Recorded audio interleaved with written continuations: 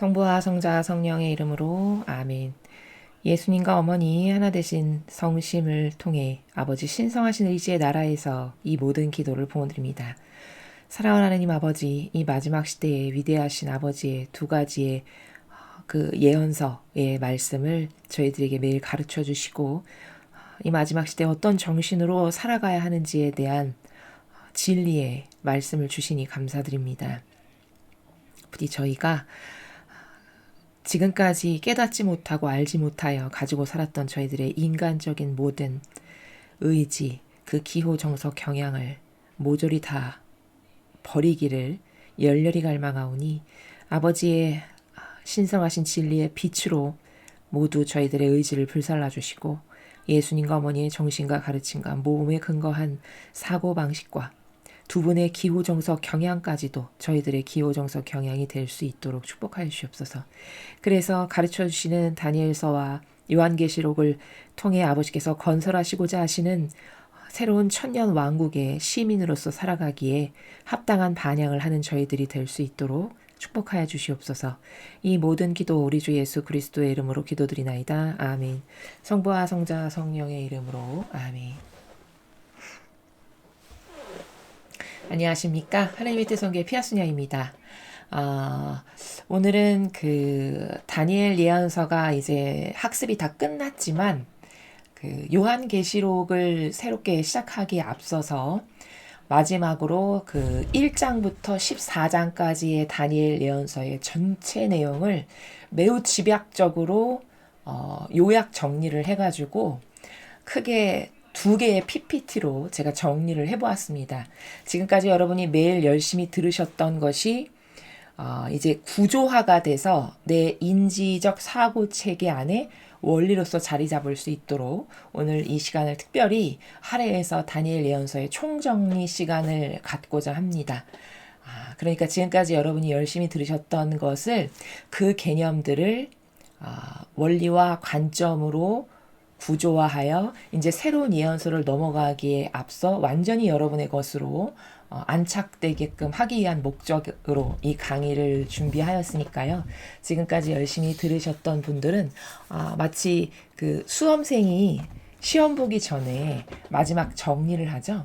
그런 마음으로 한번 들어주시면 좋을 것 같습니다. 자, 그럼 이제부터 다니엘 예언서의 전체 내용을 아주 함축적이고 집약적으로 압축하여 여러분들과 함께 정리해 보도록 하겠습니다.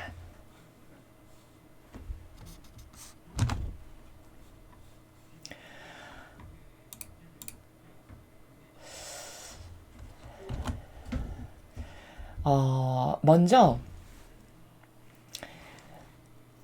다니엘 예언서는 요한계시록의 어찌 보면은 왜 우리가 그 드라마를 보면은 요즘 드라마는 그렇게 나오던데요.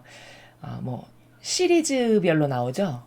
그래서 뭐 첫 번째 시리즈물, 그 다음에 그 시리즈물이 끝나면 두 번째 시리즈 이런 식으로 이렇게 파트로 구분을 해서 드라마를 하는 것 같던데요. 마치 그런 것처럼 이 다니엘 예언서가 1편이라고 한다면 요한계시록은 2편에 해당합니다. 그러니까 전혀 무관하지가 않고 이것은 매우 밀접하게 연관되어 있는 두 예언서고 하나로 보아야 합니다. 근데 이제 차이는 다니엘 예언서는 여러분이 지금까지 학습을 하시면서 그런 것을 발견하셨는지 모르겠지만 어떻게 보면 아웃라인이라고 해야 될까요? 그러니까 대략적이고 개괄적인 내용을 아버지께서 한번 이렇게 앞으로 펼쳐질 미래의 일을 이렇게 한번 개괄적으로 훑어서 보여주시는 거라면은 요한계시록은 그것의 속편 제2편으로서 여기 다니엘 예언서에서 어떤 아웃라인을 잡아주신 것을 더 사실적이고 더 파고 들어가서 더 자세하게 이렇게 예언을 해주시는 그런 내용의 관계성 사이에 있다. 이렇게 이해를 하시면 좀 이해가 쉬우실 것 같습니다. 이제 그 두 예언서는 그렇게 보시면 되고요.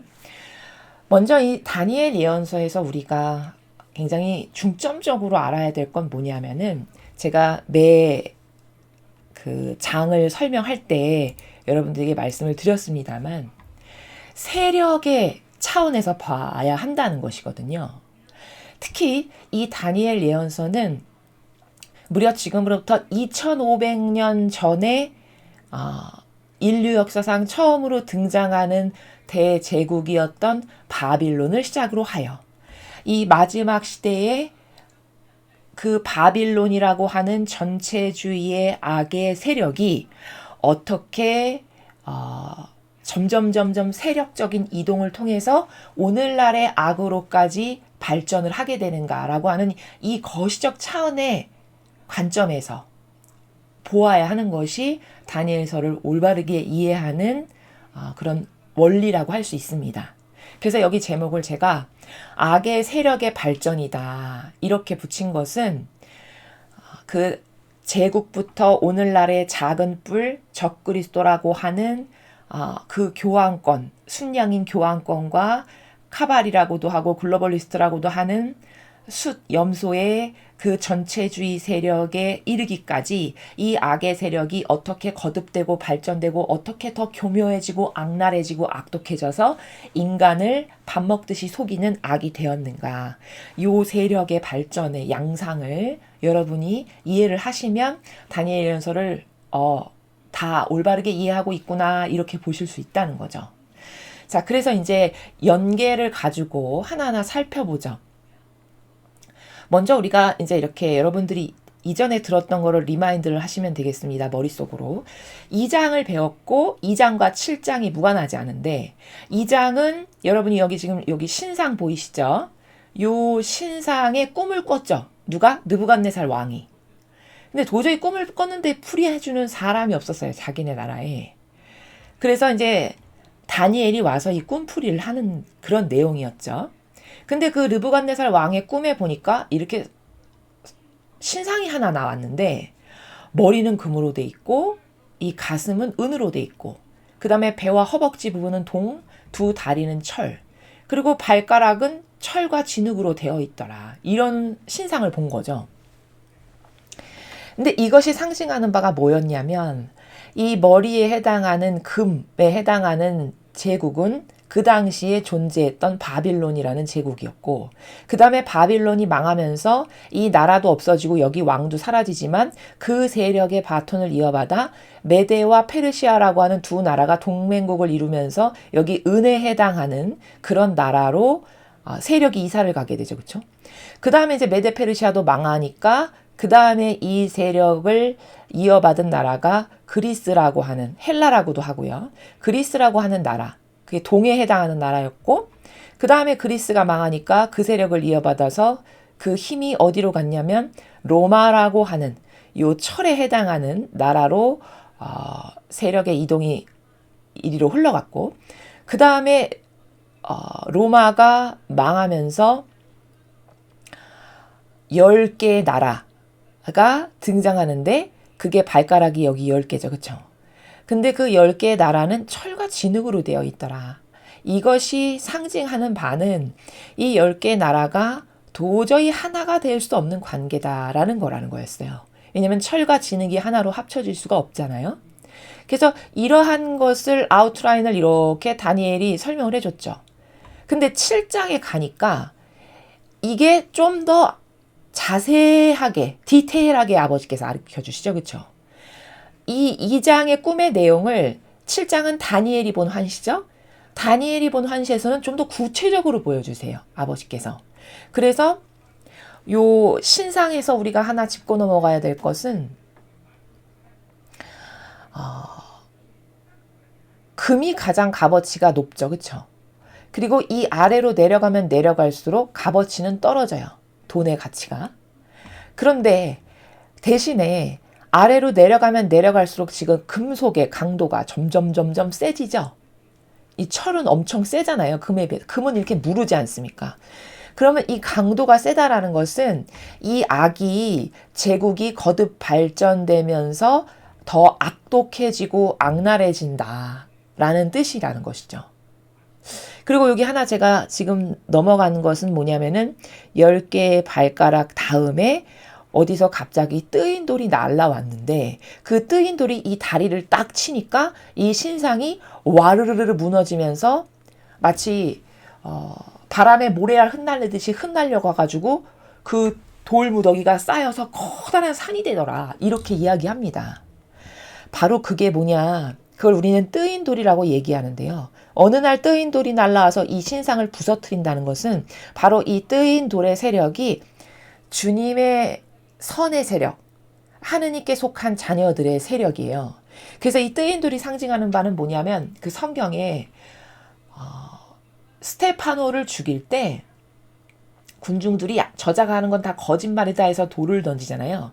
마치 이렇게 군중이 던지는 돌이거든요. 이 뜨인 돌은. 그건 뭐냐면 여론이에요. 여론. 수많은 사람이 저건 아니야. 저건 잘못됐어. 알고 보니까 속았네? 해서 던지는 돌이 바로 여기서 비유하는 뜨인 돌입니다. 이제 사람들이 깨어나면서 이건 아니구나. 속았구나. 저게 막이구나. 해서 그 세력이 붕괴된다라는 겁니다. 그래서 그리고 나서 그 뜨인 돌이 산처럼 거대한 것을 이룬다라는 것은 이제 그 하느님의 백성이 주가 되는 그런 세상이 도래한다는 것을 상징해요. 그래서 여기 보면 그리스도의 나라 여기 재림 이렇게 표현을 한 것은 이 뜨인 돌의 세력이 모아보니까 이렇게 거대한 산처럼 이루다는 것은 이제 그들이 주류가 되고 그들이 중심이 되는 그런 세상이 오는데 그것이 예수님께서 재림하셔서 오셔서 건설하실 천년 왕국 그것을 상징하는 거다라는 겁니다. 여기까지가 2장의 내용이었어요. 근데 그것을 더 자세히 아버지께서 7장에서 가르쳐 주시는데 이 7장에서는 짐승으로 표현을 하시죠. 그래서 다니엘의 꿈에서 사자, 곰, 표범, 무서운 짐승, 작은 뿔 이렇게 보여주신단 말이죠. 그래서 이 사자를 보니까 이게 곧 바빌론에 해당하는 것을 이렇게 사자로 표현했죠. 그렇죠? 그래서 짐승의 왕이 사자인데 또 동물의 왕인 독수리의 날개까지 또 달고 있는 그래서 이 당시에 바벨론이 굉장히 강성했던 제국임을 상징하는 그런 동물로 묘사를 하죠. 그 다음 제국 메데페르시아를 곰으로 상징해서 말씀을 하세요. 근데 특이한 건 곰이 이렇게 한쪽 어깨가 들려있다라고 했어요. 그것은 이 비유가 아버지께서 말씀하시는 비유가 얼마나 정확한 원리냐면 두 나라 중에 한 나라는 힘이 더 세다는 걸 나타내는 거예요. 정말 그러했거든요. 그 다음에 이제 입에 뼈 3개를 물고 있었다라고 하는 것이 등장하는데 그것은 이 메데 페르시아가 3개의 나라를 무너뜨리고 제국을 건설함을 상징해요. 근데 역사로 찾아보면 정말 3개의 나라가 붕괴됐거든요. 이제 그 정도로 디테일하게 표현을 하셨고요. 그 다음에 이제 표범은 그리스에 해당하는 것으로 환시해서 보여주시는데 이 표범의 특징이 뭐냐면은 얼굴이 4개였어요. 그렇죠? 그리고 표범이 동물 중에 가장 빠르다고 합니다. 가장 빠른데 날개가 또 4개예요. 그럼 밑에 동물도 빠른데 날개가 1개도 아니고 4개까지 달렸으니까 초스피드겠죠. 무엇을 상징하냐? 이 그리스라는 나라가 수많은 제국의 역사상 가장 빠르게 전 세계를 정복했던 그렇게 빠른 시간 안에 저 인도 겐지스 강가까지 다 정복했던 그 실제적 사건을 이렇게 동물로 너무나도 정확하게 비유로 아버지께서 말씀하시고 보여주시는 거죠. 이제 그게 그리스에 해당했고, 그 다음에 이제 그리스가 망하면서 로마가 등장했는데, 로마는 표현하시기를 막 이빨이 철이고, 발톱이 무시무시하고, 이렇게 표현을 합니다. 그쵸? 무서운 짐승이다라고 나와요. 막 다 뜯어먹고 부셔뜨리고, 이렇게. 정말 로마는 그 주변에 그 어떤 나라들을 다 전쟁으로 많이 사람을 죽이고 부수고 이러면서 건국한 그런 나라였습니다. 그것을 너무나도 잘 나타낸 것이고, 그 다음에 머리에 이 무서운 짐승의 뿔이 10개가 있었다. 이렇게 표현하죠. 그것은 이 신상에서는 발가락으로 표현했던 로마에서 이제 그 로마가 망하면서 10개 나라로 갈라질 것을 그렇게 표현을 하신 거고요. 그 다음에 그랬는데 어디서 작은 그 10개의 뿔 중에 작은 뿔이 하나 이렇게 올라오더니 새 뿔을 뽑아버리고 올라오더라. 이렇게 표현하죠.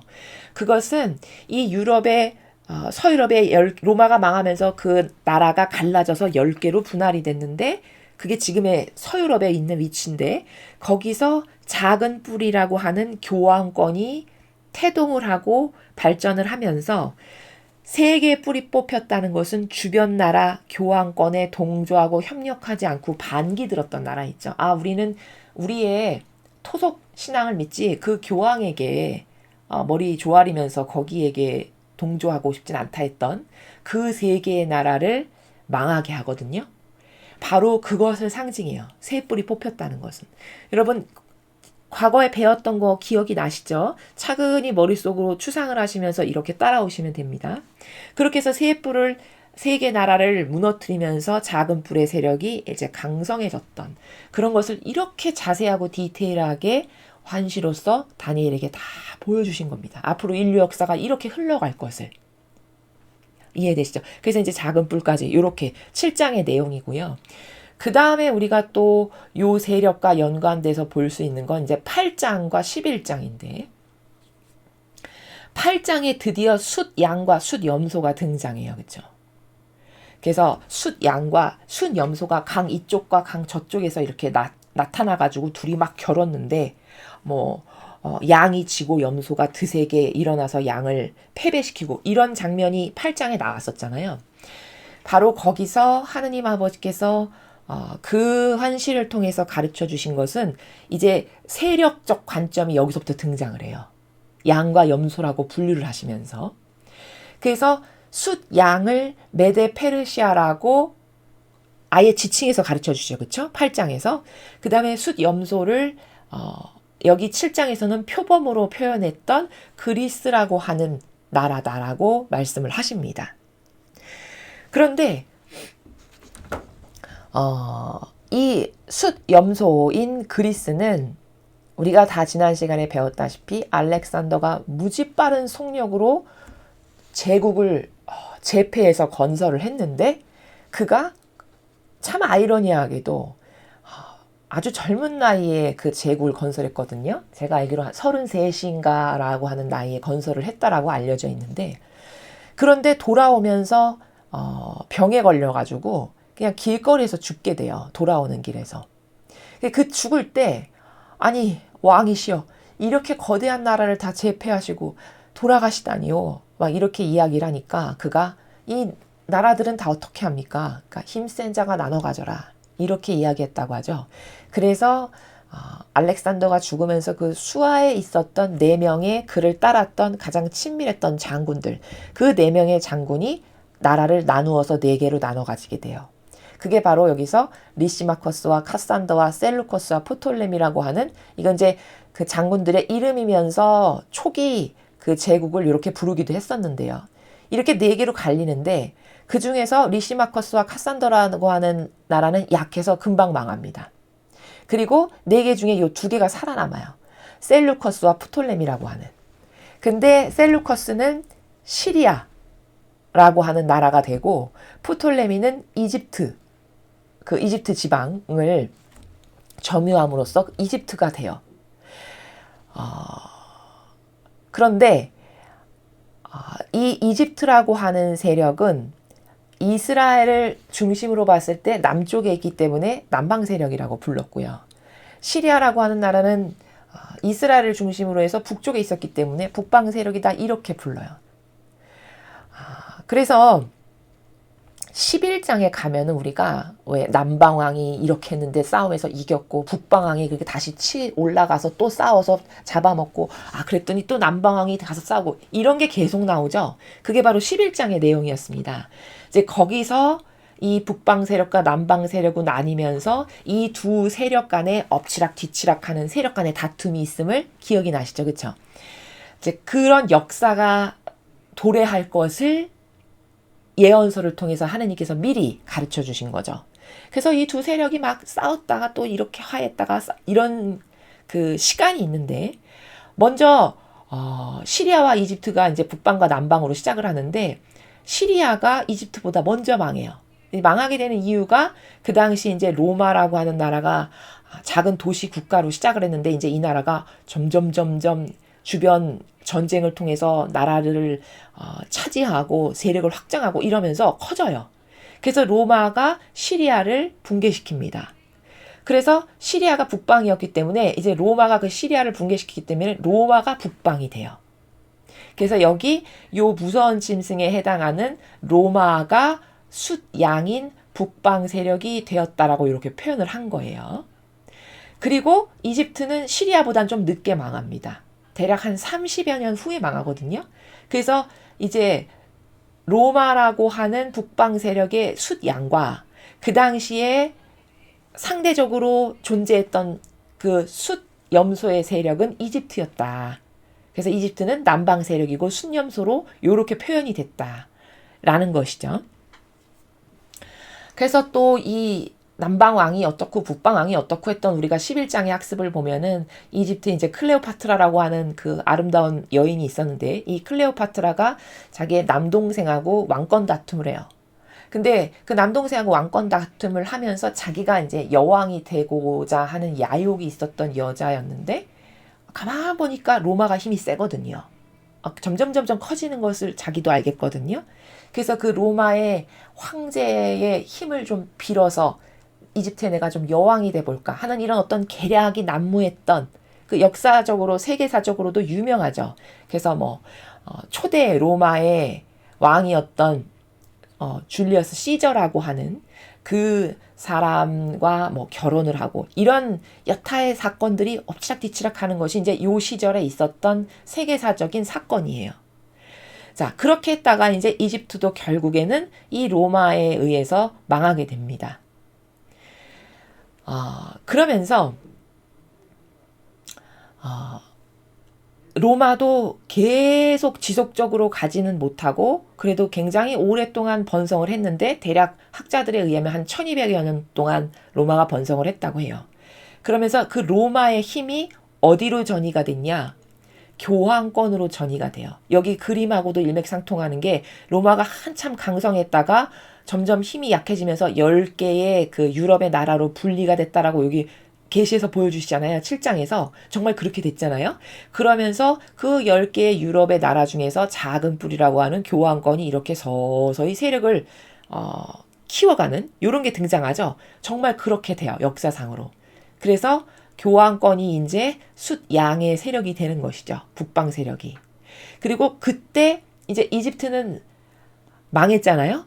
그러면서 그 남방 세력이라고 하는 숫염소의 세력이 어디로 전이가 됐냐면 프랑스라고 하는 나라로 요 숫염소의 세력이 전이가 돼요. 이때 프랑스의 어떤 그 사회적 현실을 보면은 중세시대 프랑스는 왕이 있었죠. 근데 계급이라고 하는 계급 사회였는데 가장 높은 계급이 교황과 이런 성직자 계급이었어요. 그게 아주 무소불위의 권력을 휘두르던 그런 시대였습니다. 그리고 두 번째가 왕이에요. 왕보다도 더 높았어요. 그러니까 계급이. 그리고 이제 맨 마지막이 시민 계급이었는데 이 시민 계급이 살기는 점점 더 어렵고 빵 한 조각 얻어먹기도 힘든데 가만 보니까 저 왕하고 교황이라고 하는 저 집단은 하는 일도 없는데 무소불위의 권력을 휘두르면서 맨날 떵떵거리고 잘 먹고 사치하고 난잡하고 이렇거든요. 자기네가 보기에. 그러니까 점점 우라가 치밀어 오르겠죠. 그렇죠? 시민들의 마음 안에. 정의가 들끓어오를 거 아니겠어요? 그래서 시민혁명이 일어나게 돼요. 학자들에 의하면 여러 가지 도화선이 있다고는 하는데 어쨌든 근간은 그런 계급사회에 대한 심한 반감. 거기서 이제 시민혁명이 발발하게 돼서 그 시민들을 주축으로 한 혁명 세력이 가서 막 바스티유 감옥도 습격해서 막 죄수들도 풀어주고 그리고 그때 있었던 가장 유명한 사건 역사적으로 이 첫 번째 계급이 교황과 성직자라고 했잖아요. 여러분 그 중세시대의 어떤 역사나 이런 책을 보면은 어느 정도로 막강했냐 다 막 금으로 되어 있다라는 거예요. 교황이 거하고 살아가는 그 곳을 보면은 왕보다도 더한 것이 막 수도꼭지도 금, 막 다 이렇게 되어 있을 만큼 그 정도로 부가 넘쳐났고 그 정도로 사치했다라는 거죠. 그래서 이제 쳐들어가요. 이 시민 혁명의 세력이. 그래서 교황을 끌어내립니다. 그게 피우스 6세예요. 그 당시 프랑스 시민혁명 때 있었던 교황이. 그래서 저자야. 저자가 원흉이야. 이렇게 해서 끌어내려가지고 감옥에 가둡니다. 근데 그 교황권이 생각해보세요. 막 수도꼭지도 금으로 되어 있고 막 이런 의리번쩍한 중세 시대에 말 한마디면 와서 황제가 눈밭에서 3일을 밤낮으로 빌어야 겨우 용서받는 이런 시대였단 말입니다. 카노스타의 굴욕이라고 아시죠? 그쵸? 이런 일이 있었던 시대예요. 그러니 얼마나 막강했겠습니까? 그쵸? 근데 그랬던 자신이 감옥에 갇혔어요. 굉장한 충격이죠. 엄청난 충격이 와요. 그래서 시름시름 알아가지고 이 교황이 이제 감옥에서 꺼내가지고 이 시민혁명 세력이 어디 이제 교회에 허름한 건물에다가 옮겼는데 거기서 그냥 죽어버리게 돼요. 이렇게 해서 요 시절 순양인 교황권의 세력과 그 당시에 순념소인 남방 세력은 프랑스였던 요 시절에 이 순양의 힘이 한번 딱 꺾이게 됩니다. 그래서 이거 상처를 입었다라고 예언서에 등장해요. 이제 제가 그때 아마 이게 계시록에 등장하는 것 같은데 큰 상처를 입었다라고 하는 것이 그 피우스 6세가 죽었을 때를 두고 하시는 말씀이에요. 그래서 이 세력이 한번 크게 꺾이거든요. 그런 사건이 있었어요. 그랬는데 망하지는 않고 그 이후에 이탈리아의 무솔리니가 이제 최고 권력자가 되면서 이제 협약을 맺어요. 좋아. 교황권 그 작은 요만큼 조그만 공간, 그 하나의 도시에 지금 뭐 여의도만도 못할 만큼 쬐끄만 그 공간에 내가 그걸 인정해 준다라고 협약을 맺어가지고 라테나 조약 때 다시 회복을 하게 돼요. 힘이. 그래서 교황권의 순양이 다시 회복을 하고 그 다음에 이제 프랑스였던 이 순념수의 세력의 힘이 어디로 전이가 됐냐면 러시아로 가게 돼요. 이 당시에 러시아는 그 볼셰비키 혁명이 있었어요. 여러분도 아시다시피 공산주의 혁명이죠.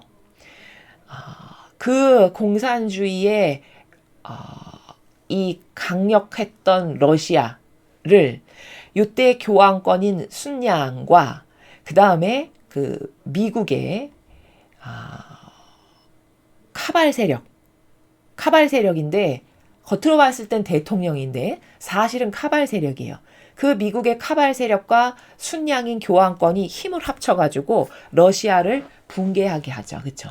그게 여러분이 역사상으로 잘 알고 계시는 고르바초프 그리고 요한 바오로 2세가 몇 번 만나더니 어느 날 러시아가 다 뿔뿔이 흩어지잖아요. 공산주의 다 망하고. 그렇죠? 바로 그런 역사적인 또 사건이 하나 일어나게 됩니다. 자, 이런 힘의 세력의 이동이 있었고요.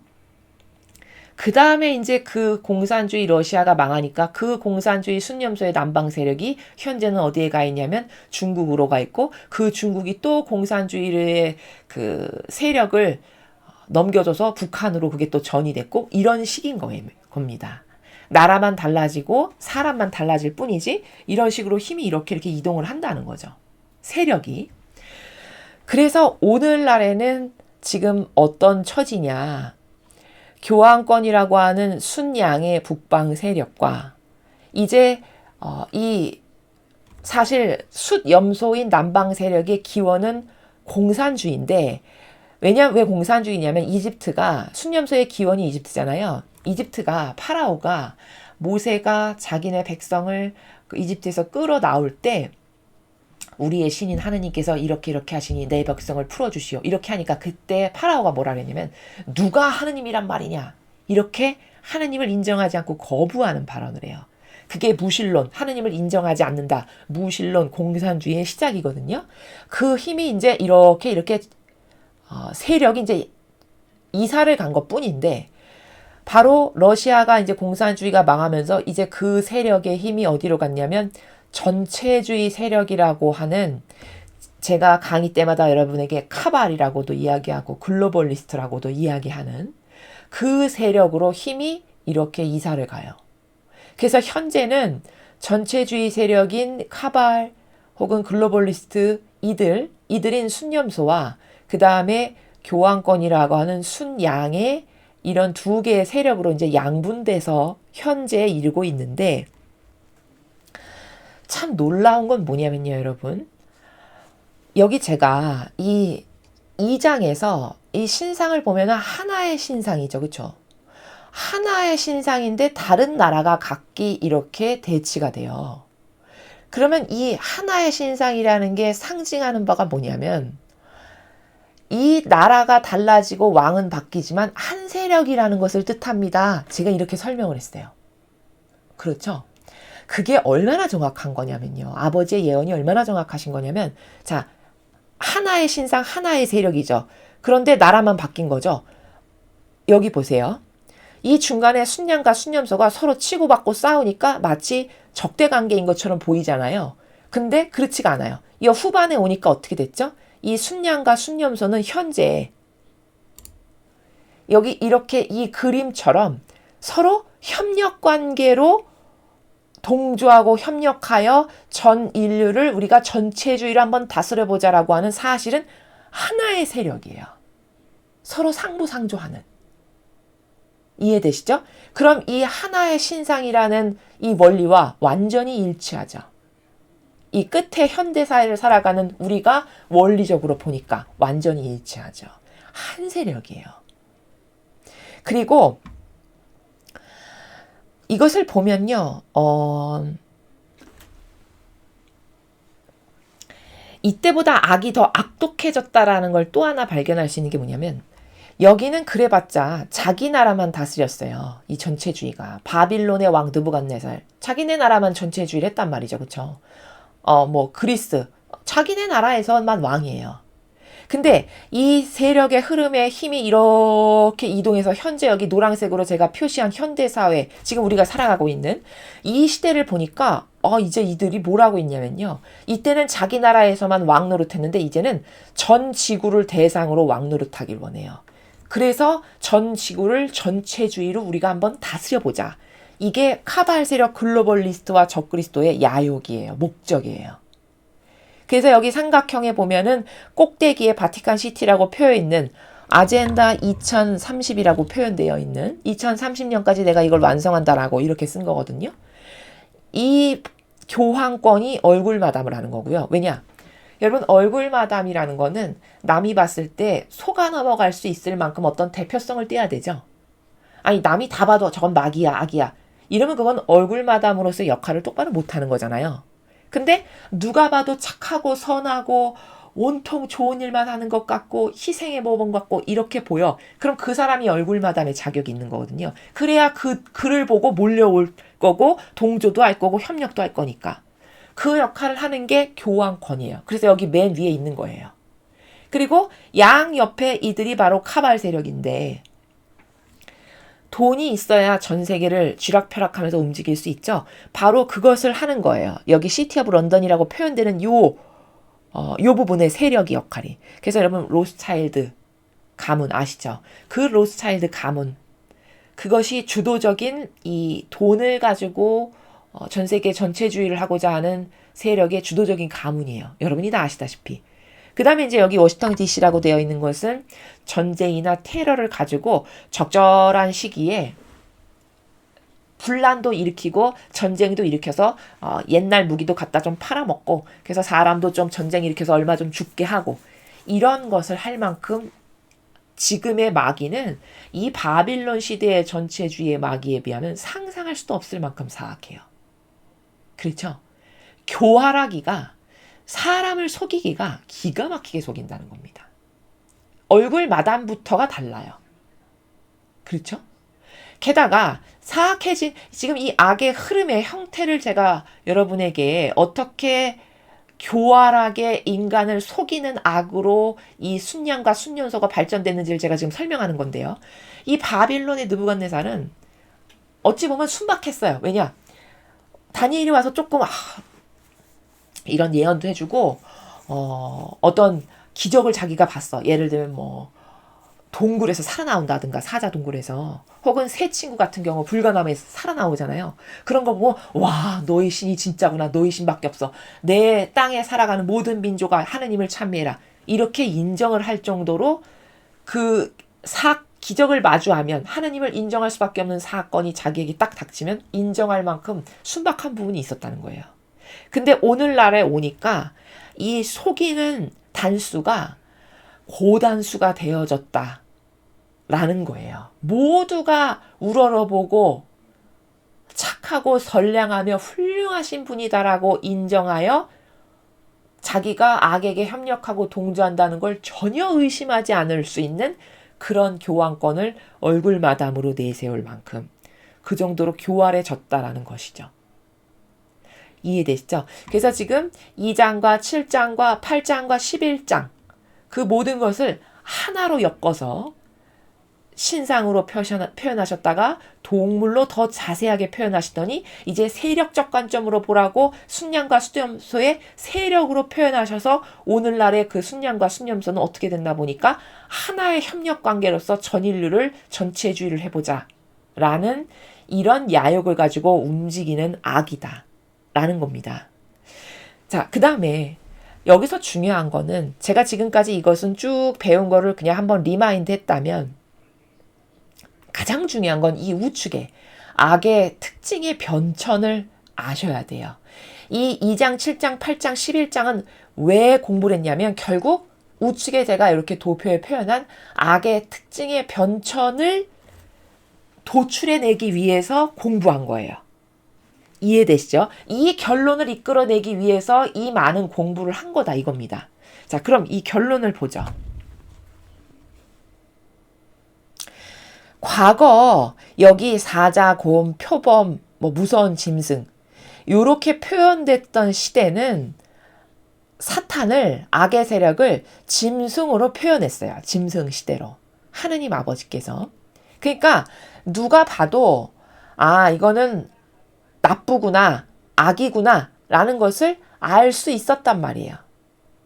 예를 들어 로마 같은 경우는 엄청 많은 살인과 전쟁 주변국을 다 자기가 잡아먹을 때 사람을 엄청 많이 죽이고 전쟁을 일으키고 이렇게 해서 건설된 제국이거든요. 그럼 누가 봐도 악독하다 알 수 있잖아요. 그렇죠?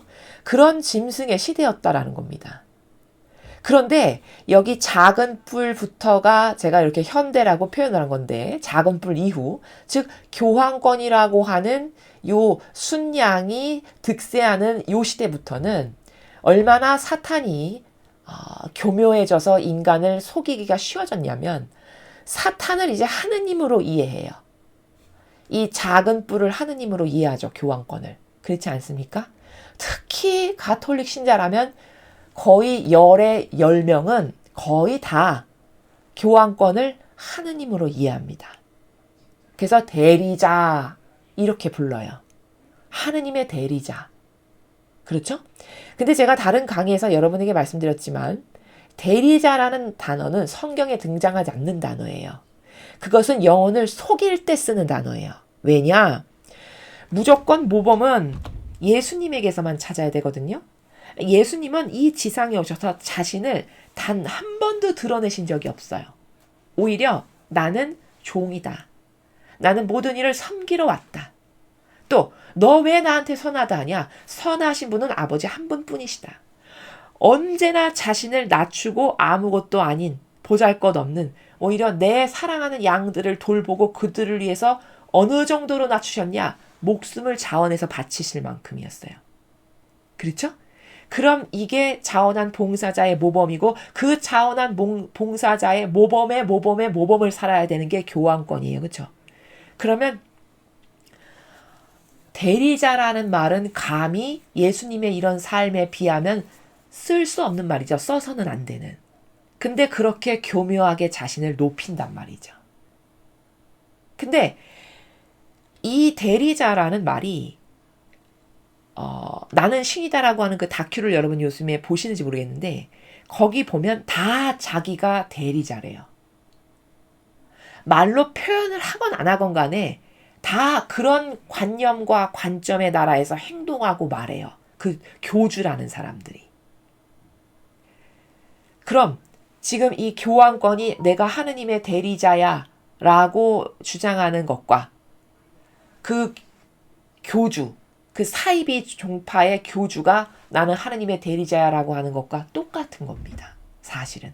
그런데 오히려 그 사이비 교주는 드러나잖아요. 일단 이상한 성추행, 성추문 사건 이런 것 때문에 겉으로 드러나지 않습니까? 근데 이 교황권은 얼마나 교묘한 악이냐면 도대체가 드러나지가 않아요. 왜? 삼중간에 거룩해 보이는 모자와 긴 술과 옷가지와 긴 거룩해 보이는 옷을 입고 아주 자기 키보다도 더 큰 십자가를 천천히 들고 다니며 이런 처세, 처신, 보여지는 것, 착해 보이는 표양 이런 것에 다 묻혀서 아무도 악이다라고 감히 생각조차 할 수 있는 여지가 없을 만큼 교묘한 거예요. 그러나 메커니즘적으로는 이 교황권이 은연중에 자신을 하느님의 대리자라고 하는 것과 그 사이비 종파의 교주가 드러내놓고 나는 재림 예수야 이렇게 말하는 나는 하느님의 대리자니까 니네가 함부로 하면 안 돼. 이게 똑같은 메커니즘이죠. 오히려 어떤 측면에서는 드러나니까 그게 덜 악하고 여기는 드러나지 않으니까 더 악독하다는 거예요. 이해되십니까? 이게 원리적으로 보는 거예요. 그래서 이 현대에 오니까 이 악의 세력의 발전이 여기 짐승일 때는 그나마 전쟁도 하고 사람도 죽이니까 이게 악하다는 걸 알 수 있을 만큼이었으나 이 작은 뿔의 시대가 도래하니 완전 제가 지금 대리자 하나를 가지고 설명했습니다. 이거 말고도 설명할 게 차고 넘치겠죠. 그렇죠? 수많은 증거 자료를 댈 수 있어요. 얼마나 악독한지는. 그 중에 딱 하나를 들어서 설명한 거거든요. 그런데도 감이 오시죠. 얼마나 교묘하게 사람을 속이는지를. 그런 사탄인데 하느님으로 이해하잖아요. 대리자 이러면서. 그렇죠. 그래서 계시록에 가면은 이 작은 뿔의 세력 이것을 적그리스도라고 표현하세요. 여기 보시죠. 적그리스도 이렇게 적그리스도라고 표현하세요. 제가 적그리스도라는 단어도 며칠 전에 설명을 했거든요. 따로. 사람들이 현대의 사람들이 참 지식인이라고 할 수 없을 만큼 초라한 게 뭐냐. 단어 해석조차도 안 돼요. 적그리스도를 이 거짓 교회에서 뭐라고 가르치냐. 이거는 과거주의나 미래주의로 다 돌려요. 무슨 말이냐? 적그리스도 과거에 이미 지나갔어. 예를 들면 네로라든지 안티오쿠스 에피파네스라든지 히틀러야. 이렇게 이야기한다고요. 그러면 진리에 대한 기본 개념이 없는 사람은 그래 히틀러 사람 많이 죽였지. 그렇구나. 적그리스도구나. 혹은 안티오쿠스 에피파네스가 그 당시에 유대인을 많이 핍박하고 죽이고 박해했거든요. 그래 안티오쿠스 에피파네스 악독했지. 그렇구나. 적그리스도구나. 이렇게 이해를 한다는 거예요. 혹은 미래주의. 아직 오지 않았다. 이렇게 이야기해요. 근데 그건 다 틀린 말이에요. 성경에 근거하지 않은 말이에요. 적그리스도라는 것은 여러분 그리스도라는 단어는 그리스도인의 대명사죠. 그렇죠? 누가 봐도 그리스도인이라는 거예요. 누가 봐도 그리스도인인데 사실은 한꺼풀 까서 들어가 보니 그리스도의 적이더라 해서 적그리스도입니다. 그러니까 그리스도인이 아닌 밖에서 찾는 것 자체가 잘못됐어요. 이 단어를 이해하지 못한다는 뜻이에요. 이해되시죠? 그럼 그 그리스도인이라고 하는 범주 바운더리 안에 내부에 적이 있다는 거예요. 그럼 그 그리스도인이라고 하는 바운더리 범주 안에 있는 새카만 적, 그게 누굴까요? 그게 평범한 신자일까요? 평범한 신자는 그렇게 막강한 마귀로서의 힘을 발휘할 권력이 없어요. 그렇지 않습니까? 여러분이 성당에 가서 여러분의 막강한 파워를 마음대로 휘두를 수 있는 권한이나 권력이나 힘이 있으신가요? 없으시죠. 그렇죠? 그럼 누구겠어요? 그렇죠. 교황권이에요. 그 막강한 힘을 휘두를 수 있을 만큼의 높은 직함과 권한을 가지고 있는. 그래서 이것은 이제 계시록에 앞으로 가면 제가 더 상세하게 말씀을 드리겠습니다. 그래서 악이 이렇게 변천됐다. 이렇게 내려오면서 얼마나 교활하고 악독하고 악랄한지를 제가 지금 설명하는 겁니다. 그 다음에 우리가 여기 보시면요. 이 악의 변천을 볼 때 다니엘서 7장 4절에 이렇게 나와요. 이 7장은 다니엘에게 하느님 아버지께서 이 환시를 보여주신, 이 짐승의 모습으로 환시를 보여주신 그 계시의 내용인데, 거기 7장 4절에 그 첫째 것은 몸이 사자같이 생겼고 독수리 날개를 달고 있었다. 바빌론을 지금 말씀하시는 거죠. 그쵸? 요 짐승. 내가 바라보고 있는 사이에 그 짐승의 날개가 뽑혔다. 자, 원래 이렇게 독수리 날개를 달고 있었는데 시간이 지나니까 날개가 뽑혔대요. 그러더니 땅에서 몸을 일으켜 사람처럼 발을 딛고 서는 것이었다. 그 짐승은 사람의 마음까지 지니게 되었다. 이렇게 말씀하셨거든요. 이게 원리를 말씀하시는 거예요. 이 악의 세력의 기원이 되는 원리. 뭐냐? 짐승처럼 생겼었는데 시간이 지나니까 날개 뽑히더니 네 발로 기던 짐승이 이렇게 두 발로 서서 걸으면서 이제 사람의 마음까지 가지게 됐대요. 뭐냐면요. 사탄인데 사람의 생김도 모자라서 사람의 마음까지 가졌으니까 인간이 속기가 얼마나 좋겠습니까? 그렇죠? 차라리 이렇게 동물이면, 이렇게 짐승이면 저거 악독한 짐승이구나 이렇게 경계를 할 텐데, 이제 짐승의 차원을 벗어나서 날개 뽑히고 네 발로 기던 게 두 발로 서더니 모습이 사람처럼 생기고 마음도 사람처럼 됐다는 거예요. 그럼 속은 사탄인데 겉은 이렇게 사람의 모습, 사람의 마음을 지녔으니까 인간이 바라봤을 때 저거 사람이구나 이렇게 생각해서 덮벅덮벅 믿고 속기 쉬운, 이렇게 교묘하고 교활하고 사실은 악랄하고 악독한데 너무나도 속기 쉬운 그런 사탄을 아버지께서 이렇게 원리적으로 말씀하시는 거라는 겁니다. 이해되시죠? 이 말씀의 근거에서 이 현대시대의 작은 뿔 시대에 오니까 사탄이 이 사탄을 하느님으로 이해할 만큼 그렇게 잘 속아 넘어가고 있잖아요. 진짜 이 말씀 그대로죠. 그렇죠? 다니엘서 7장 4절의 말씀 그대로 됐다는 거예요. 이해되십니까? 그 다음에 이렇게 사자, 곰, 표범, 짐승 시대, 바빌론, 메데 페르시아, 그리스, 로마 시대는 악의 형태가 이렇게 겉으로 다 드러났다는 거예요. 뭐 전쟁을 하고 사람을 죽이고 막 주변국을 핍박하고 잡아먹고 이렇게, 그렇죠? 드러났죠. 근데 지금은 여기 아래 보시면 유려한 사탄, 절대 겉으로 드러나지 않는다는 겁니다. 여러분, 이 작은 뿔 교황권의 세력이 겉으로 사탄이라고 누가 보겠어요? 누가 그렇게 생각을 하겠습니까? 그렇죠. 진리를 안 배우면 절대 그렇게 볼 수 없어요. 영안이 없기 때문에.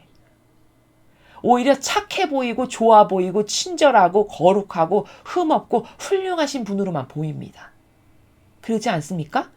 그 정도로 사탄이 이렇게 사람의 마음까지 지니게 된 악으로 발전할 것을 여기 벌써 이렇게 말씀을 하신 거예요. 하느님께서. 이 원리에 근거하여 진짜 그렇게 됐음을 입증해서 말씀드리는 거예요. 이해되시죠? 그 다음에 이런 대제국 시절의 전체주의일 때는 그저 수많은 살인과 전쟁으로서 다 겉으로 드러나는 악의 행위를 저질렀다면, 이 아래 작은 뿔 세력 시대에 오니까 영혼을 죽이는 마귀가 됐다는 거예요. 영혼. 자, 여러분, 제가 이 악의 세력과 여러분이 끊임없이 계속 동조하고 협력하면 여러분의 영혼을 스스로 지옥으로 가게끔 하는 겁니다. 이런 말씀을 굉장히 여러 번 드렸어요. 그렇죠? 그게 뭐냐? 이 작은 뿔이라고도 하고 적그리스도라고도 하는 저 세력과 하나 됐다. 그러면 그건 하나 된 것만큼에 해당하는 벌을 받을 수밖에 없는 게 하느님의 준엄하신 법이에요. 이건 빼도 박도 못해요. 공정과 정의 때문에.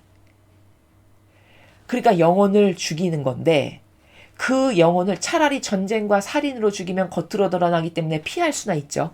영혼을 죽이는 건 자기 영혼을 지금 자기가 죽여서 지옥으로 끌고 가고 있어도 본인이 몰라요.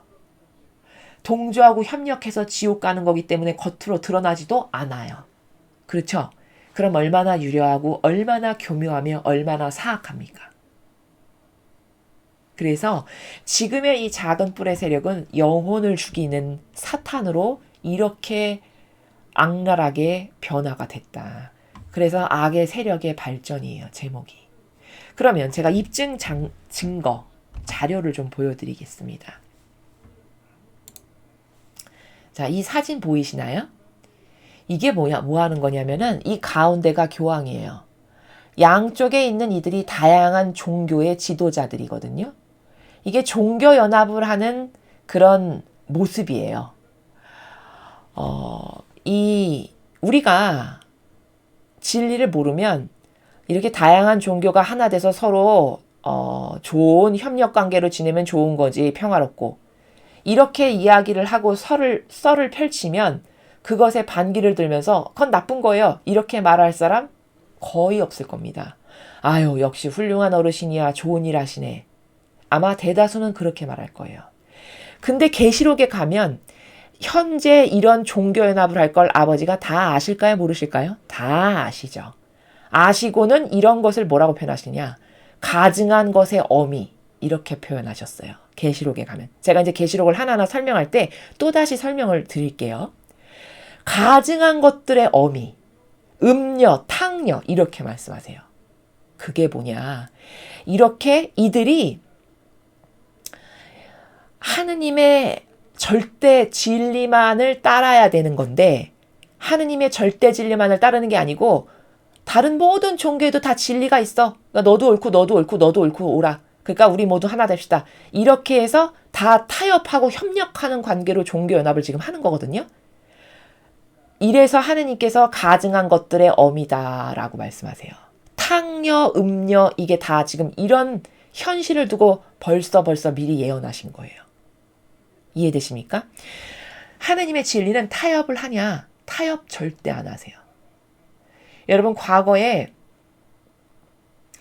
엘리야가 그 바알 사제들이 막 수백 명 있을 때 엘리야가 자기 혼자 있었어요. 하느님의 일꾼으로서는 혼자 남았어요. 근데 이 종교연합 같은 게 옳은 거면은 거기 그 바알 사제들 수백 명하고 타협해버리면 됐겠죠. 그렇죠? 근데 하느님은 절대 그렇게 안 하시고 엘리야를 통해서 그 바알 사제 수백 명을 다 죽여버리셨어요. 여러분 기억나시는지 모르겠습니다. 그 구약에 나오는 내용이죠. 이게 뭐냐. 진리는 절대 불변, 타협과 협력을 안 해요. 아버지의 법칙만이 완벽하고 올바른 것이기 때문에 다 그것만을 따르고 그것만 따르는 백성을 내 백성이다라고 생각하세요. 아버지는. 근데 이거는 지금 다 타협하고 협력 관계로 다 역겨운 것들을 끌어안는 거죠. 이래서 이것이 적그리스도요, 유려한 사탄이요, 영혼을 죽이는 사탄이라는 겁니다. 자, 그 다음에 자, 이 사진. 이거 지금 뭐 하는 건지 아세요? 이게 지금 이 여자가 미국 토속 종교, 무슨 종교가 엄청 많잖아요. 토속 신앙. 그 토속 종교 제사장이에요. 이 여인이. 근데 이 여인한테서 인침받는 교황의 모습이에요. 인침이라는 거는 우리가 왜 인호 아시죠? 하나님으로부터 인호를 받잖아요. 그래서 그게 표시가 남아가지고 마지막 우리가 죽고 나서도 하느님의 인호가 새겨져 있는 영혼은 저건 하느님께 속한 영혼이구나라고 하는 어떤 그 속했다라는 표징이죠. 그거랑 똑같은 거예요. 이 인침이라는 게. 이 토속신앙 종교 제사장하고 나는 하나 됐습니다. 이런 인침을 받는 거라는 겁니다. 이게 말이 되나요? 이렇게 가증한 것들의 어미 역할을 하고 이렇게 역겨운 하느님의 진리가 아닌 것하고 타협과 협력 관계로 변질될 대로 변질된 마귀입니다. 자, 그 다음에 이 세 번째 사진. 이게 성직자죠. 고위 성직자. 그쵸? 이게 지금 뭐 하는 거냐면요. 남자 대 남자잖아요. 성소수자 있죠. 동성애자. 그 동성애자에게도 성직을 허락해야 한다. 그 어떤 성의 차이 때문에 차별을 둬서는 안 된다. 제도적 구조의 변화가 있어야 한다라고 주장하는 그런 내용. 이 교회가 그것을 주장하고 동성애자 그들의 사랑을 우리가 봐야 합니다. 프란치스코 교황이 그렇게 이야기했잖아요. 그렇죠? 이렇게 지금 더럽고 역겹고 추잡한 것들하고 다 끌어안아서 하나가 되는 그런 것을 이미 하고 있는 그런 현 교회의 모습을 보고 있는 겁니다. 이해가 되시죠? 그러니까 이런 것들이 다 뭐 하는 거냐면 하느님의 절대성의 법을 다 허무는 거예요. 아버지의 법은 절대성이기 때문에 진리는 그 진리에서 벗어난 것과 타협하거나 협력하거나 동조하지 않아요. 그래서 이스라엘이 이집트에서 빠져나와가지고 그 광야를 건너서 가나안 땅으로 결국 도착하게 하는 게 아버지의 목적이셨잖아요. 그래서 그 풍요가 넘치는 가나안 땅에서 내 백성을 살게 하는 것, 이게 아버지 계획이셨어요. 근데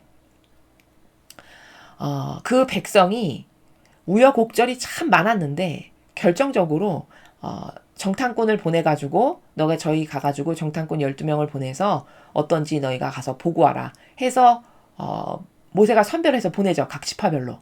그래서 갔다 와서 그들이 한다는 말이 우린 저기 가면 죽습니다. 막 다 사람들이 키는 막 이만하고 우리는 거기 가니까 메뚜기 떼 같고 도저히 안 됩니다. 이렇게 했어요. 그러니까 하느님께서 어떻게 하시던가요? 그래, 그럴 수도 있지. 부족한 건 다 끌어안아야 돼. 이러고 다 포용하고 가나안으로 데리고 가시던가요? 절대 그렇게 안 하셨어요. 가나안으로 들어가는 것은 다시 말하면 그 축복이 합당치 않다는 거예요. 그 역겹고 지저분한 것에 타협하고 협력한 것은 아버지가 주시는 그 소중한 은총의 땅인 가나안으로 들어가기에 합당치 않다 해서 거기 가서 하느님의 뜻하고는 반하는 견해를 가졌던 그 의지를 가졌던 그 정탐꾼들, 즉 여호수아 여분네 아들 갈렙 빼고 그 둘만 하느님이 우리가 하느님만을 따라야 되고 하느님이 다 하시는 거지 언제 우리가 능력이 있어서 왔냐 이렇게 주장했던 그들 말고 나머지 그 지파 반대했던 지파 그리고 그 지파에 속해서 동조했던 그 수많은 백성들까지도 싸그리 다 죽여버리셨어요. 광야에서. 그렇죠. 그러면 이런 것을 통해서 하느님은 예와 아니오의 사고방식을 하시고요. 하느님의 절대성은 절대 악하고 타협하거나 협력하거나 동조하지 않는다예요. 이걸 알아야 되는 거거든요. 근데 그 하느님의 법하고 지금 하는 일들이 너무 다르죠. 그렇죠? 그 하느님의 질서하고는 정반대되는 것만 골라서 하는 것처럼 보여요. 심지어. 이해되십니까? 이래서 계시록에 가증한 것의 어미, 탕려, 음녀 이렇게 말씀하시는 거예요. 이 정도로 변질됐는데 이걸 착하다, 훌륭하다, 훌륭하신 어른, 환호하고 소리치고 좋아라 하며 동조하죠.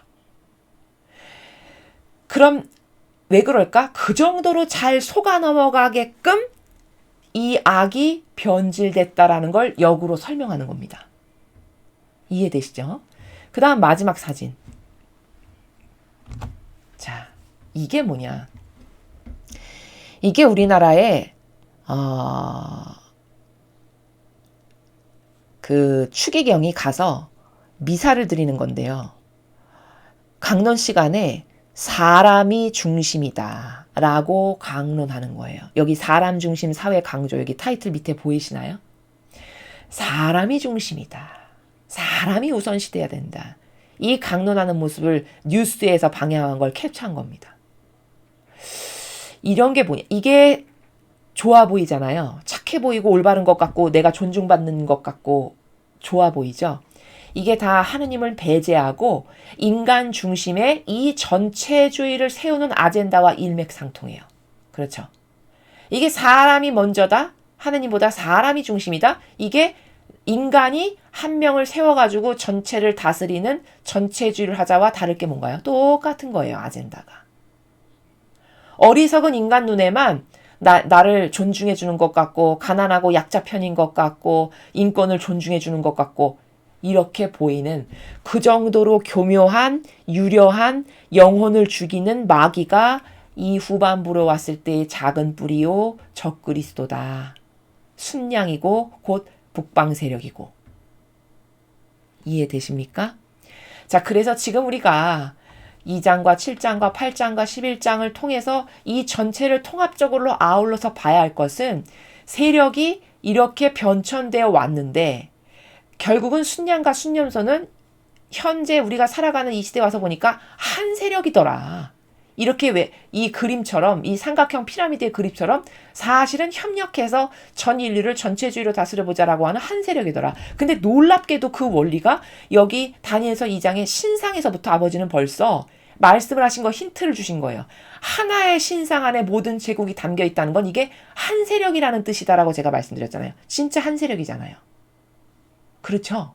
그리고 한 세력이라는 게 이렇게 입증이 되잖아요. 그렇죠?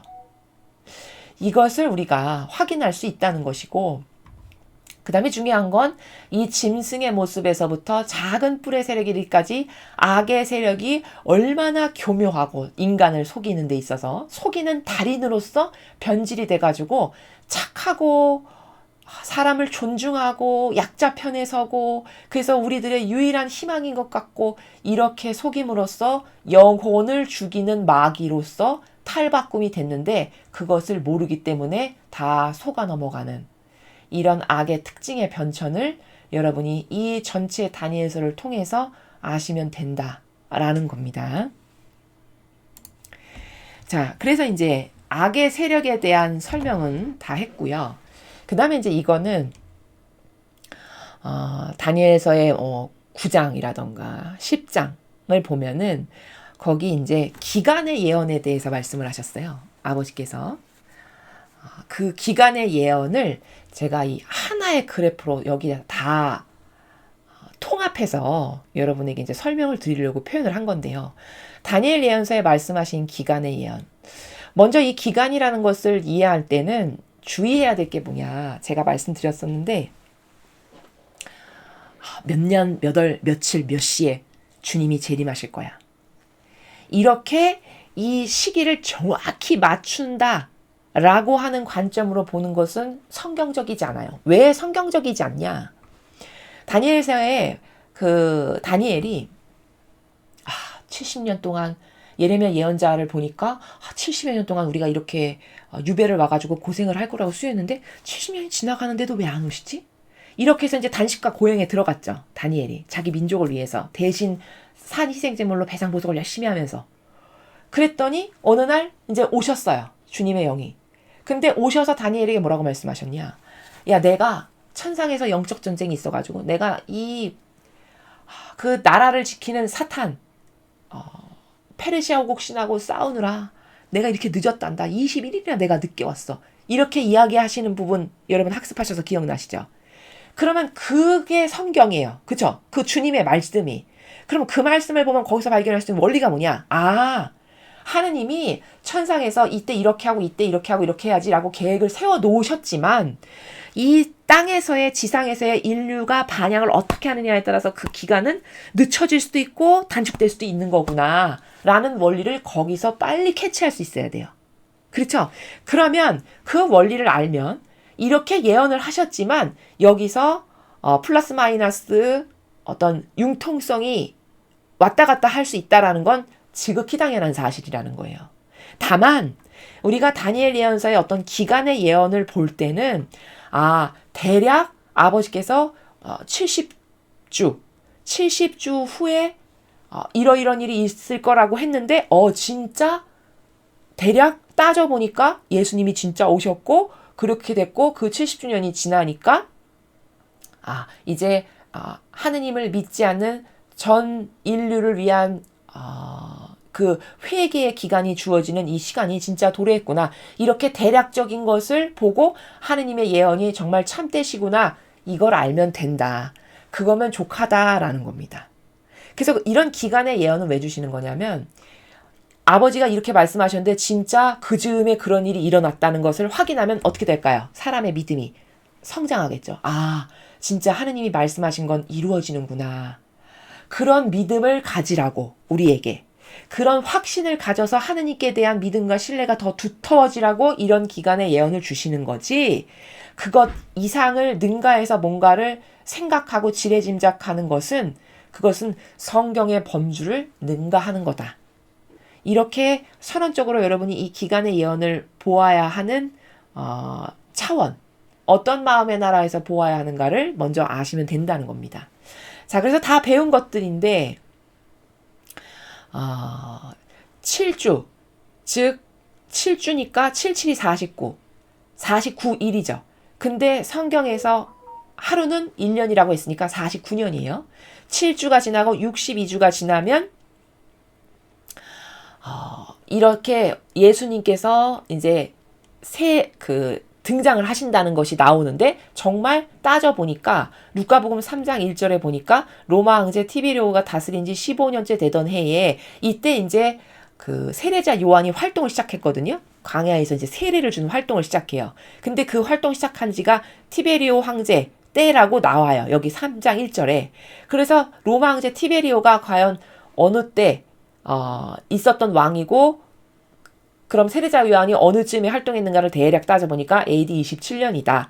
이렇게 이 성경에 근거하여 이 연수가 나왔다는 거고, 그리고 그 즈음에 예수님께서 세례받으시는 공생활을 시작했음이 정말 예언서하고 맞는구나, 이렇게 확인을 할 수 있다는 거고, 그 다음에 이제 예루살렘의 복구가 시작되는 그 시점도 여기 BC 457년이라고 성경 에스라기 7장 7절에 근거하여 설정을 했습니다만, 이것도 플러스 마이너스의 유도리가 있을 수밖에 없는 것은, 중건령이 떨어졌어도 가서 바로 진 게 아니고, 또 거기 많이 어떤 애로사항이 있었고, 이 민족 사이에 이런 약간의 오차들이 있을 수 있다라는 거죠. 그러나 대략적으로 이러했다라는 것을 성경의 에스라기 7장 7절에 보니까 사제 일부와 레위인들과 합창대원들과 수의들과 성전 마깃꾼들이 예루살렘으로 이제 귀환한 거예요. 그 귀환하라는 명령이 떨어져서 귀환했는데, 그때가 아르닥사스 황제 채 7년이다 해서 이 황제 7년이 몇 년인가를 보니까 BC 457년이더라. 이렇게 해서 추정을 한 겁니다. 그렇게 하고 마지막 1주, 그 1주의 반, 그때 희생 제사와 곡식 예물이 금지된다라고 예언서에 다니엘서에 나와 있는데, 그게 무슨 말씀인가 하면 예수님께서 돌아가시는 사건이 진짜 이쯤에 일어나요. 근데 그 돌아가셨다라는 것은 이제 진짜 산 희생 제물이 바쳐졌기 때문에, 여태까지 바쳐졌던 기존의 동물을 가지고 희생 제물로 바쳤잖아요. 그전에는. 그런 희생제와 곡식예물을 더 이상 할 필요가 없어서 금지됐다라는 것이 힌트고, 그때 무슨 사건이 있었나를 보니까 진짜 예수님께서 돌아가셨던 사건이 있더라. 예언서가 이렇게 맞는구나. 이걸 확인하면 된다는 거예요. 그리고 이제 여기서 하나 알아야 될 게 뭐냐면, 8장을 제가 설명할 때 아침 저녁이 2300번 바뀌어야 성소가 복구되리라. 근데 이것 이상은 더 자세한 말씀을 안 하셨기 때문에 도대체 2300주야. 이게 2300년의 예언이거든요. 2300년이 지나야 성소가 복구된다, 이렇게 말씀하셨어요. 근데 스타트되는 지점을 도대체 어디로 잡아야 되는지를 정확히는 모릅니다. 이것만을 가지고는. 제가 이렇게 말씀을 드렸죠. 그래서 그럼 이 2300년의 예언의 스타트가 어디고 마침이 어디냐 라는 것을 볼 때 우리가 추정이 가능한데, 그 추정은 이 다니엘서만 갖고는, 요 8장 14절만 갖고는 불가능하고요. 여러 가지 뒷받침되는 예언서와 말씀이 필요해요. 그래서 찾아보았습니다. 찾아보니까 성소가 복구된다는 거는 악이 최소 갇혀야 되겠죠. 그렇죠. 악이 아직도 활개치고 막 이렇게 인간을 속이고 이러는데 성소가 복구되리라? 그거는 맞지가 않잖아요. 그럼 악이 최소 갇혀야 되는 거예요. 악이 더 이상 활동을 못하는. 근데 그게 계시록 20장 2절에서 3절에 나와요. 자, 여기 보시면요. 여기 계시록 20장 2절에서 3절에 이렇게 나와 있어요. 그는 늙은 뱀이며 악마이며 사탄인 그 용을 잡아 1000년 동안 결박하여 끝없이 깊은 구렁에 던져 가둔 다음 그 위에다 봉인을 하여 1000년이 끝나기까지는 나라들을 현혹시키지 못하게 했습니다. 이런 부분이 나와요. 계시록 20장 2절 3절에. 그럼 용이 잡혀서 1000년 동안 일단 갇힌다는 거잖아요. 근데 이제 이게 계시록이 22장까지 있는데, 이후에 가면은요, 한 번 이 1000년 동안 결박했다가 잠시 나온다고 하거든요. 잠시 나왔다가 이제 완전히 패망하는, 이제 이런 스토리로 가게 되는데요. 일단 그래도 결박돼서 갇힌다 라는 부분이 여기 계시록에 등장한단 말이죠. 그런데 과거에는 도대체 이 그럼 언제 결박해서 갇히는지를 우리가 알 수가 없었어요. 근데 지금은 알 수가 있어요. 왜 알 수가 있냐? 여기 2020년 1월 1일 마라나타에서 주신 대중 메시지인데요. 이게 성모님이 말씀하신 거예요. 1월 1일 성모님의 축일을 맞이해서. 근데 성모님 말씀 중에 제가 앞뒤 중간 생략하고 중요한 부분만 여기 발췌한 건데요. 뭐라고 말씀하셨냐면 이렇게 말씀하셨어요. 앞으로의 10년의 세월이 흘러가는 동안 사람들은 선을 저버릴 것이며 사악한 음모는 너무 늦기 전에 때맞춰 드러날 것이다. 자, 빨간색으로 제가 표현한 사악한 음모는 너무 늦기 전에 때맞춰 드러날 것이다가 힌트예요. 잘 보셔야 돼요, 이 말씀을. 아버지는 사실요, 굉장히 중요한 거는 성모님을 통해서 다 말씀하세요. 이게 힌트거든요. 그럼 사악한 음모가 너무 늦기 전에 때맞춰 드러난다는 거는 앞으로 10년 안에 다 드러난다는 뜻이죠. 여기 10년을 미리 말씀하셨기 때문에 이 앞문장에서. 그렇게 이 뉘앙스를 이해할 수 있거든요. 자, 그러면 최소 앞으로 10년 안에 사악한 음모가 드러나겠구나. 그럼 드러나니까 사람들이 더 이상 속지 않겠구나. 유추가 가능하죠. 그러면 2020년에 1월 1일에 주신 말씀이니까 10년 후면 대략 2030년 정도 되면 음모가 다 드러나겠네. 이렇게 이 말씀의 뉘앙스의 나라를 알 수 있다는 거예요.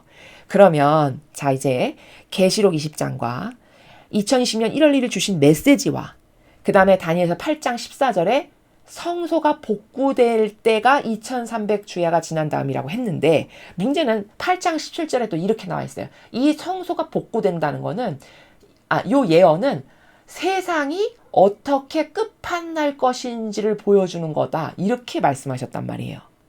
그러면 이 네 가지의 말씀을 취합하면 답이 나와요. 어떻게 나오냐? 1000년 동안 결박하는 때가 올 건데 어머니는 사악한 음모가 너무 늦기 전에 때 맞춰 드러날 거라고 2020년에 말씀하셨으니까 최소 그럼 2030여 년경에는 음모가 다 드러날 거네. 그럼 그 음모가 드러난다는 건 결박된다는 거죠. 사탄이.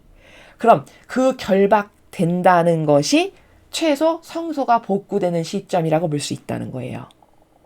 그리고 또한 이것은 세상이 끝날 때와 관련되는 예언이다라고 8장 17절에 말씀하셨기 때문에 요 결박돼서 가둬지는 때가 맞다는 거를 17절을 통해서 또 알 수 있어요. 고로 대략 2030년이 되면 성소가 복구되는 시점이 되겠구나라는 것을 다니엘서와 계시록과 2020년 1월 1일 주신 어머니 말씀을 다 취합해서 이렇게 어림잡을 수 있다는 거예요. 그러나 이것마저도 2030년 1월 1일이야. 이렇게 말하는 건 잘못됐다는 거예요. 여기도 유도리가 있겠죠.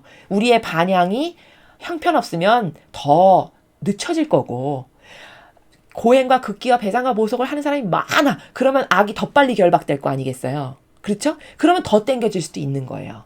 그러나 맥시멈 어머니께서 10년이라고 하셨기 때문에 이 말씀에 근거하면 이렇게 잡을 수 있다는 거죠. 그럼 이 2300년의 예언이라는 거는 복구되는 이 시점을 기점으로 해서 역으로 환산하는 것이 맞다. 이것이 말씀에 근거하여 기간을 추정하는 올바른 예언의 방식이다라는 거예요. 제가 여러분에게 지금 말씀드리고 싶은 것은 사실 이 2300년의 예언에 대해서 많은 썰들이 굉장히 많아요. 이때부터 시작하는 거다. 아니다. 이때부터 시작하는 거다. 이런 많은 썰이 있는데 어디부터 시작하는 것은 이 말씀만 가지고는 알 수가 없어요. 아예 노골적으로 아버지께서 중건령이 떨어졌을 때부터 이렇게 말씀하셨다면 모르겠지만 어디에도 그런 말씀은 없거든요. 오로지 힌트는 2300년이 지나면 성소가 복구된다라고 이렇게 돼 있단 말이죠. 근데 그것은 마지막 시대 끝판날 세상과 관련된 거라고 하기 때문에 이 마지막 시대와 관련된 이 두 가지가 다예요. 8장에 나온 건 힌트는. 그럼 이것만 가지고는 추론이 불가능하기 때문에 저희가 지금 계시록과 여러분에게 입증의 증거로 보여드린 이 대중 메시지를 통해 보면 결박당하는 게 최소 2030년이니까 그럼 이때부터 역으로 환산을 2300년을 해서 이즈음에부터 시작을 해서 요 2300여 년 기간 후에 복구된다는 말씀이구나. 이렇게 이해를 하는 게 성경에 근거한 올바른 이해다라는 거예요. 이해가 충분히 되셨죠? 그래서 이제 다시 말하면 그거는 에덴 동산이 이쯤 되면은 회복되는 시점이 된다라는 겁니다. 이해되십니까? 그리고 이제 요 앞에 요 70주간의 예언, 요 70주간의 예언은 이제 2300년의 예언은 이렇게 성소가 복구될 기간을 아버지께서 말씀하신 거고, 요 전체 70주간, 즉 77이 49, 490년의 예언은 이스라엘을 위해서 하느님 아버지께서 마지막으로 주신 기회, 마지막으로 회개해서 아버지께 돌아올 기회를 허락하셨던 그 490년의 예언. 근데 그 말씀하신 대로 진짜 예수님이 마지막 기회를 위해서 오셨고, 중간에 그랬는데도 알아보지 못해서 이들이 죽였고, 그 이후 대략 3년 반 후에 스테파노가 순교함으로써 이제 이스라엘에게 내려졌던 마지막의 은혜의 기간은 완전히 끝난, 정말 그 예언대로 실제로 벌어진 이런 것을 우리가 요 예언, 기간의 예언을 통해서 확인할 수 있다. 요 정도를 아시면 여러분이 이제 다니엘서를 충분히 학습하신 것이 되겠습니다. 그래서 오늘은 계시록을 이제 학습하기에 앞서서 그냥 1장 1장 개념의 차원에서 있었던 것을 통합하고 취합하고 요약 정리를 해서 원리의 나라에서, 그리고 관점의 나라에서 하나는 악의 세력의 발전의 변천의 역사, 그 다음에 또 하나는 기간의 예언이 여기 다니엘서에 나오는데 그 기간의 예언을 어떤 관점으로 보는 것이 올바른 것인가. 2300년에 대한 예언은 이런 내용이고 490년에 대한 예언은 이런 내용이다. 이렇게 여러분에게 말씀을 드렸고, 그 기간의 예언을 우리에게 주시는 이유는 하느님이 말씀하신 게 이렇게 진짜 이루어지더라 라는 것을 확인함으로써 주님께 대한 믿음과 신뢰가 더 돈독해지는 우리가 되기를 바라셔서, 그래서 이렇게 미리 예언의 말씀을 주신 것이다 라고 여러분에게 요약 정리해서 설명을 드릴 수 있습니다. 이제 다니엘서가 완전히 총정리가 끝났고요. 여러분의 이 머릿속에 오늘 배운 것이 구조화 그리고 메커니즘적으로 잘 인식이 되셔서 이제 앞으로 계시록을 하실 때 그때 다니엘서에서 이렇게 말씀하셨는데 그게 더 이렇게 구체적으로 이렇게 펼쳐지는구나, 이런 학습에 도움이 되셨으면 좋겠습니다. 마지막 시대를 살아가는 우리는 어떻게 보면 이렇게 어둠으로 가득한 세상에서 사니까 힘들다 이렇게 말씀하실 수 있지만, 사실은 본질적으로는 굉장히 행복하고 기쁜 영혼들이죠. 왜냐? 천년 왕국을 앞두고 있고, 내가 어떻게 반영하느냐에 따라 천년 왕국의 엄청난 은총과 백성, 주인의 백성으로서 살아갈 수 있는 기회가 우리에게 주어진 것이기 때문에 그렇다는 것이죠. 여러분이 이런 희망찬 기대를 또 아버지께서 이런 예언서를, 소중한 예언서를 가르쳐 주시는 만큼 어떻게 이 마지막 시대를 어떤 정신으로 살아가는 게 하느님을 기쁘게 하고 올바른 방향인지를 잘 이해를 하셔서 그것을 자신의 것으로 만들어서 이런 다니엘과 같은 반향을 하는 그런 여러분들이 되셨으면 좋겠습니다. 이상으로 다니엘 예언서 총정리 해설 강의를 마치겠습니다. 감사합니다.